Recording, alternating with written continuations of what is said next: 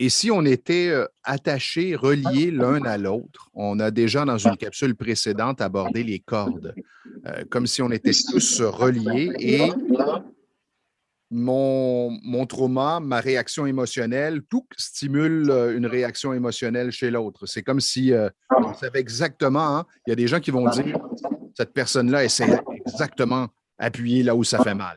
À chaque fois que je la rencontre, elle appuie là où ça fait mal. Ouais. Et puis dans le couple, alors c'est particulièrement vrai. Alors moi, j'avais envie de vous proposer ce petit exercice à faire avec votre partenaire masculin ou féminin. Et vraiment, c'est un exercice que vous pouvez appliquer aussi en dehors du couple, mais là, on va l'axer sur le couple. Parce que c'est souvent ce terrain de jeu où on va expérimenter le plus de boutons poussoirs comme ça qui viennent appuyer sur nos blessures et activer nos traumas, nos réactions émotionnelles. Plus on aime l'autre, et puis plus elle peut nous blesser. Donc, allons travailler là-dessus. Essayez de penser à un de ces moments où l'autre vous a blessé ou bien vous a agacé. Souvent, on dit que l'amour et la haine sont très proches. Malheureusement, je ne suis pas 100% d'accord avec ça, mais bon, en tout cas, dans la réalité, ça peut se manifester de cette manière-là. Donc, essayez de retrouver un moment où l'autre vous vous êtes dit carrément, mais non, mais je l'aime plus, c'est plus possible. Ou quelque chose de plus léger. Ça peut être un moment où l'autre vous a simplement agacé, ou vous n'avez pas compris sa réaction ou son comportement. En tout cas, trouvez un de ces moments où vous avez senti une forme de déconnexion de l'autre. Et quand vous avez trouvé ce moment, observez qu'est-ce que l'autre dégage comme émotion. De la colère, de la tristesse, le sentiment d'être inutile, d'être agacé. Quel que soit ce que l'autre dégage, essayez de mettre un mot dessus ou de ressentir en tout cas ce qu'elle dégage ou ce qu'il dégage. Et puis simplement, quel que soit le type de relation finalement que ça engendre, l'exercice est le même et vous allez aimer cette personne pour cette qualité ou ce défaut ou cette émotion. Vous allez l'aimer pour ce qu'elle dégage ou ce qu'il dégage dans ce moment-là. Et bien sûr, ça peut être difficile, surtout si par exemple, oui. Dans mon cas, exemple, c'est je perçois le non-intérêt alors que je lui parle. Je formulerais, je t'aime parce que tu ne t'intéresses pas à ce que je te raconte. Voilà, pour le fait que tu t'intéresses pas, pour ton désintérêt, ou pour ta colère, ou pour ta tristesse, parce que certaines personnes peuvent être particulièrement agacées quand l'autre est triste ou va pas bien. Ça peut aussi être ça. Et je t'aime pour ça. Et bien sûr, c'est difficile au départ d'accueillir ça, puisque c'est ce qui nous fait réagir. Donc, observez comment vous réagissez. Ça va probablement encore plus vous activer de vous dire « je t'aime pour ça ». Donc, observez quelle est votre émotion. Accueillez cette émotion. Ok, pour l'instant, c'est difficile de t'aimer pour ça, mais c'est ok. C'est ok que tu sois comme ça. C'est ok que ce soit difficile pour moi de t'aimer avec ça. Et donnez-vous de l'amour à vous-même dans un premier temps. Faites le tapotement sur le dos de la main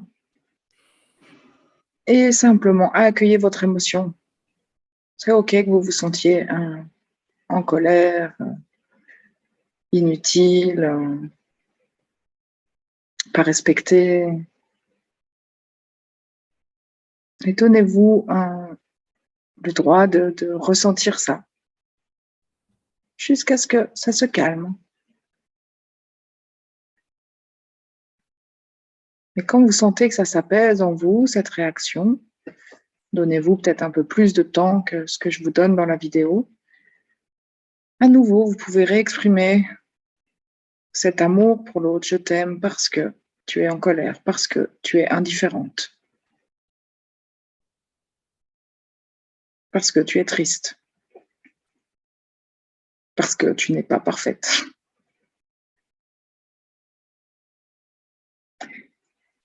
Et vous continuez comme ça. À chaque fois qu'il y a une réaction chez vous, chaque fois que vous sentez qu'il y a encore une résistance à aimer l'autre pour ce problème, pour cette attitude, pour cette émotion, continuez simplement d'accueillir chez vous votre réaction et occupez-vous de votre côté de la relation. C'est souvent ce qu'on explique, qu'on doit s'occuper de son bout de la relation. Et là, c'est ce que vous faites. Quand vous faites ça, vous vous occupez de votre bout et ça change le lien entre les deux. Ça change aussi ce que vit l'autre. Je t'aime parce que. Et quand vous sentez qu'il n'y a plus de résistance, que c'est complètement OK pour vous d'aimer l'autre pour ce problème, pour sa tristesse, pour sa colère, pour son indifférence. Vous allez même admirer l'autre pour sa capacité à rester comme ça, pour sa capacité à continuer d'exprimer ça. C'est sa manière de gérer avec ses blessures, avec ses traumas personnels. Et vous admirez la personne pour le problème qu'elle a, pour sa tristesse, pour sa colère, pour son indifférence. C'est sa manière à elle de se protéger. Et parfois, si c'est trop difficile, vous pouvez simplement trouver quelque chose qui fait que vous admirez l'autre. Mais en tout cas, il faut que vous puissiez entrer dans cet espace d'admiration pour l'autre, puisque dans cet espace d'admiration, il y a cette forme d'amour inconditionnel. Et là, vous vous connectez, vous vous ouvrez à cet amour inconditionnel pour vous, pour tout ce que ça vient encore toucher chez vous, tout ce que ça vient encore faire réagir. Et en même temps, vous ouvrez l'autre à cet amour inconditionnel. C'est comme si vous lui permettez d'accéder à cet amour inconditionnel. Et surtout, vous remettez ce lien dans l'amour inconditionnel.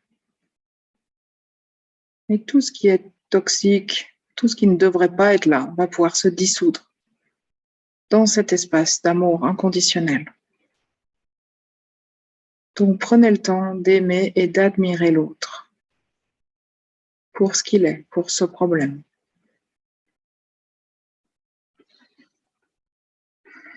Et prenez quelques minutes encore dans cet espace d'amour. Et vous verrez que ça va changer des choses et pour vous, et pour la relation, et pour l'autre. Comment tu te sens de ton côté, Stéphane? Alors, de mieux en mieux, je sens le changement en moi, je l'aperçois différemment aussi. Wow. Ouais, c'est ça, c'est que l'autre nous semble changer au fur et à mesure de cet exercice, tout à fait.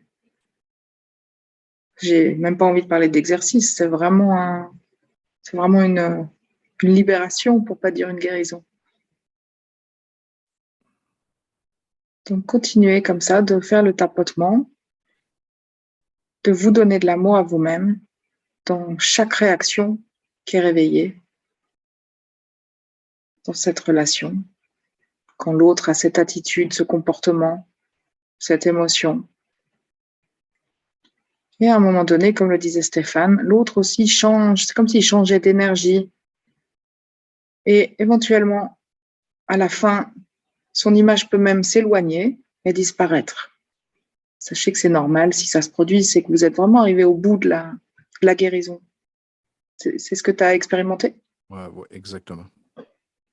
Cool. Alors, au début, la première fois, c'est un peu déstabilisant, mais lorsqu'on comprend que c'est normal de vivre ça, on laisse le processus se faire naturellement. Et on se sent tellement plus léger quand l'autre s'en va. Je me souviens aussi la première fois que je l'ai vécu. Waouh, j'étais là, parce que ça me générait comme un poids en fait, ce lien entre les deux qui est finalement qui est toxique, qui n'a rien à faire là. Parce que c'est pas un lien d'amour, c'est différent. Ouais. On dit souvent l'amour, l'attachement, c'est pas de l'amour.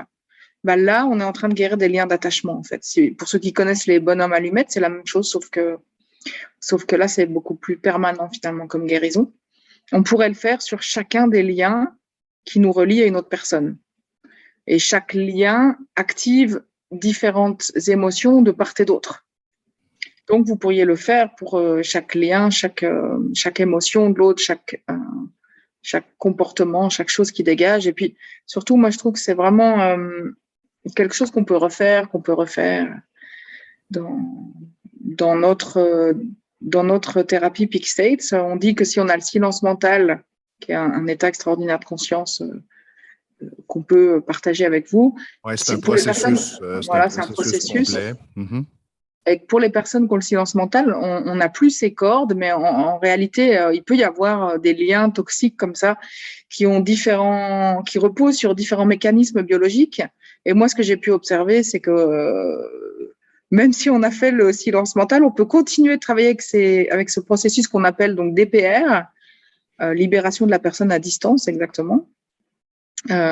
Distant Personality Release en anglais. On peut travailler là-dessus autant qu'on veut, quoi, avec son partenaire, avec ses amis, ses collègues. Mais dans le couple, c'est extrêmement fort parce qu'il y a tout un tas d'autres liens qui peuvent se mettre en place. Donc voilà, je me réjouis d'avoir vos retours.